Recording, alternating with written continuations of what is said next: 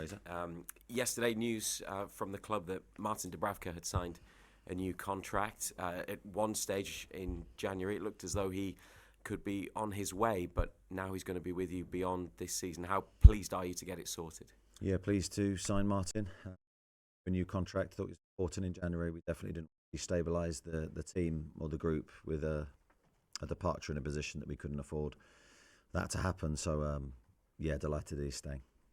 And now that all this is sorted, the certainty about his future, how much do you think that will help him? Not that you would necessarily have known about the stuff going on behind the scenes, given the way that he's played since coming back into the team. Yeah, I don't see a change in Martin. He's very experienced,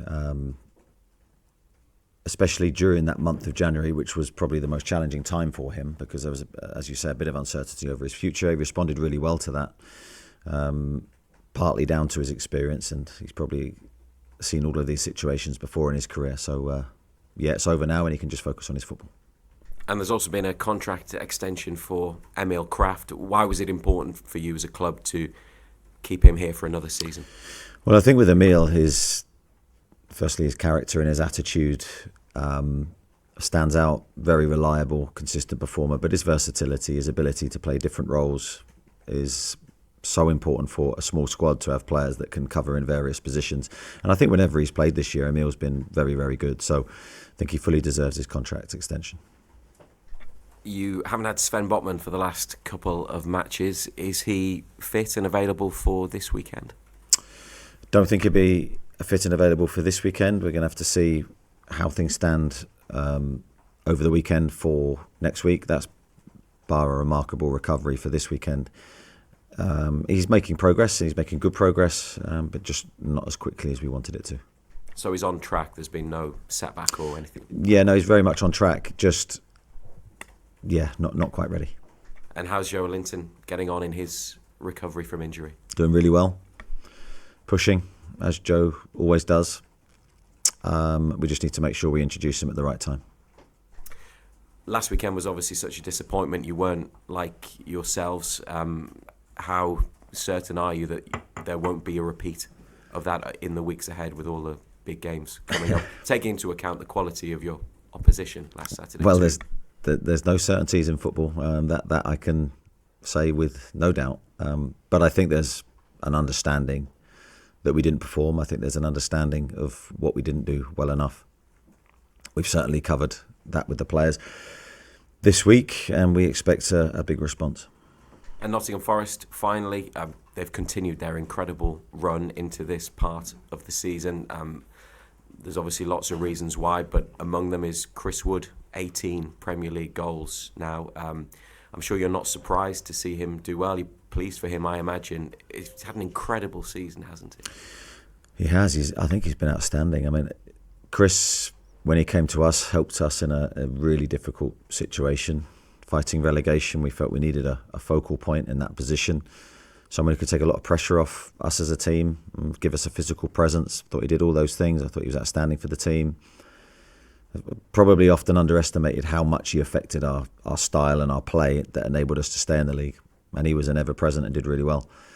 And then, of course, with Callum's return to fitness and Alex's arrival, he ended up moving on, and just delighted for him on a personal level because he's a great character, gave everything for us.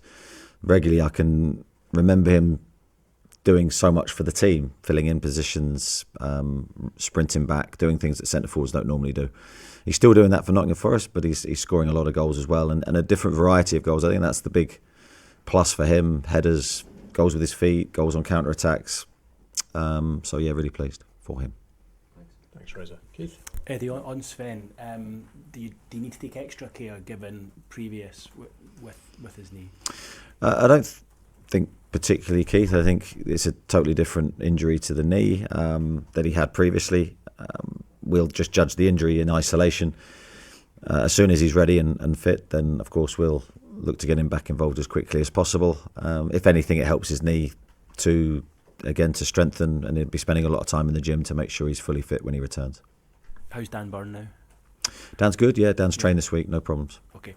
And any other injury issues on top of the ones you've already mention ahead of? Not that I can think of. No.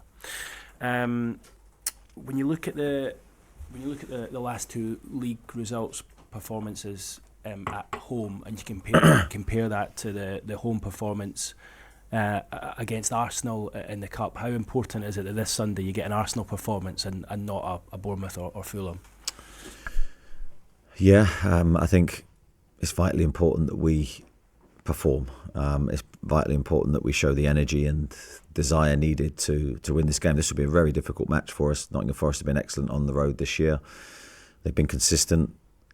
They have a way of playing, regardless of what system they play. They have a style and a way of playing that is very difficult to play against. So we don't underestimate the challenge and the strengths they have in their game. But for us, I want to see a much more vibrant performance than the home games that you mentioned there. I want to see us attack. I want to see us be very much ourselves and be a real goal threat in the game. And I want to see our attacking players express themselves in a really good way. And of course, learning from Manchester City, I want to see us really aggressive off the ball and returning to our very best. You've spoken already about the positive news about Martin Dubravka's contract. How has that battle for the number one spot evolved over the last few weeks between him and Nick Pope? Yeah, it's an interesting way to describe it. I think for me, Nick's come back from an injury. Now, Nick was pushing to come back early, really. From the assessment, I think was given 6 weeks from his knee injury. I think he ended up, at 5. Did very well to come back. But Nick's just been, I think, getting his feel back. I think goalkeeping is such a unique position. Getting your rhythm back as a goalkeeper. Got good game minutes against Birmingham, which would have been great for him, and I thought he performed well. So the battle you talk about really for me is just trying to see both players at their best levels, and then of course it's my job to pick one. Okay, we'll try and squeeze in as many as we can. We'll start with Damien, we'll go to Ian and then Craig. Hi Eddie, just going back to Chris Wood, was selling him in hindsight an indication of how you were going to have to trade throughout this period, or was it just a case that you were looking to go a different way at the time? Well, definitely trading is something I've said many times we have to do. It's not a choice. We have to trade players out, and at that stage, we had to trade players out as a necessity. Obviously, the necessity was building upwards as we approached the next window.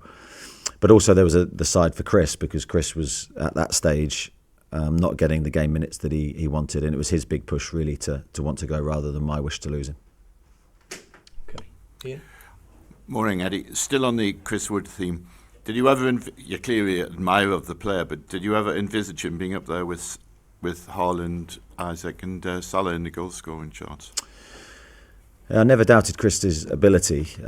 Hence, when he was here, before obviously the signing of Alex, and depending on Callum's availability, he played regularly for us and he played very well. Now, he didn't score the goals that he's scoring now, but he was such a pivotal part of the team. And I think I remember sitting here on a regular basis saying how good I thought he was for us.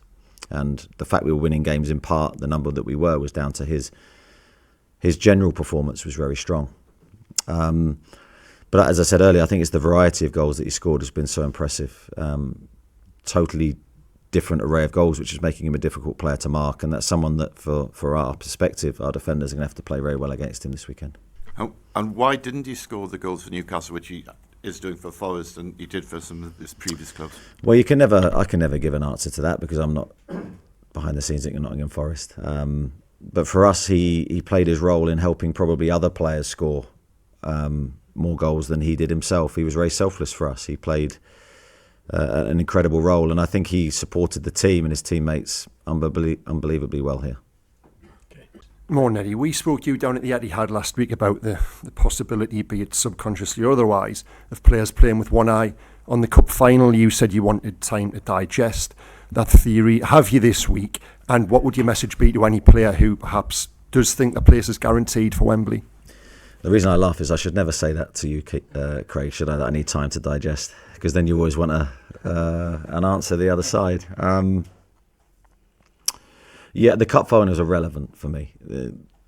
Absolutely irrelevant in terms of looking back at Manchester City. We just have to look at Manchester City in isolation, and the isolation of that game, I don't think we were aggressive, but we weren't aggressive enough. We didn't follow through with our actions enough. I thought we got to a certain level of our off the ball play, but it stopped at a certain point, and we lacked that bravery, I think, to really fully implement what we wanted to do. And that actually left us in a more vulnerable position. So for whatever reason, we didn't fully commit, and that would be the same on the ball. I don't think we fully committed on the ball. I don't think we were brave enough on the ball. So I think there's a lot of stuff to grow from that game, both in and out of possession, that we're trying to put right for the next game. And that for me, the cup final is not part of that. Scott, please. You talked there about Champions League. How transformative would it be for the club to get back in there, and is that a really motivating factor for you with these next few games?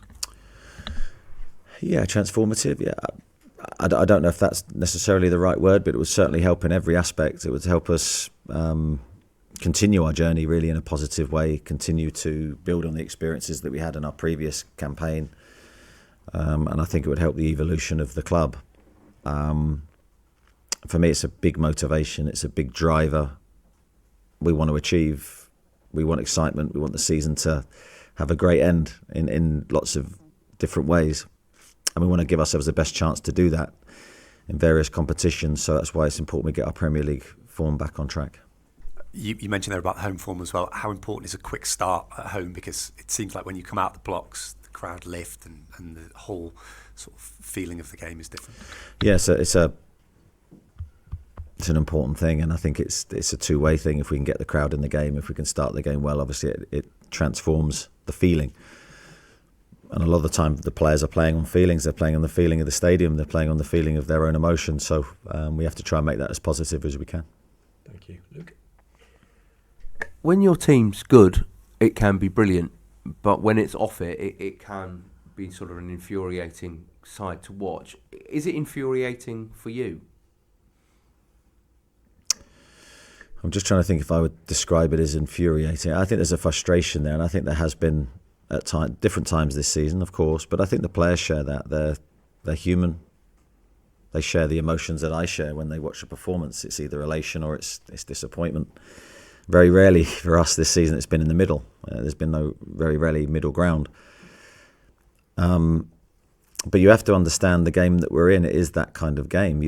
For most teams in the Premier League this year, probably apart from Liverpool, and you look at a couple of other teams who've had outstanding seasons like Nottingham Forest and Bournemouth and teams like Fulham. Everyone else has had those moments where we've been frustrated and then we have to come back and be strong again. The league is so tough and everyone's expectations are different as well. So we can only live in our world, and our world is that we've had some really good games, we've had some disappointing games, but we're just looking to generally improve our performances and be more consistent. And the challenge starts this weekend. Is it bittersweet that both Chris and Elliot have been so crucial in creating a Champions League chasing rival? Yeah, not so much for Chris, I think, but definitely for Elliot, because different stage of his career. And Elliot wasn't a player, I've said many times, that we wanted to lose. So it's always a difficult one with ex-players because I always wish them well, especially players that give everything for me in my time. You can't not wish ex-players to go on and further their careers and enjoy the rest of their time in the game. But now we're competing against them, so of course we want to win. Thank you. I've got to Kieran, Jordan, Dom. Yep. Morning, Eddie. You know these players very well, but I imagine you're making assessments every day still. How important is it for them to continue to impress before the summer? Before the summer was the last bit? Yeah. Yeah, they have to impress every day. That's their job. So you can't live off past performances. I very much have to take my eyes for what I see every day and make daily assessments to then lead to the next game, and I've always lived by that. And then we move on to the next game and I'm making those assessments again. So I think there's big motivations at the moment for the players to do well. We have big games coming up. I'm sure all of them want to be involved in those games. So I think there's a lot of sort of good opportunities for them to prove that they want to be in the team and stay in the team.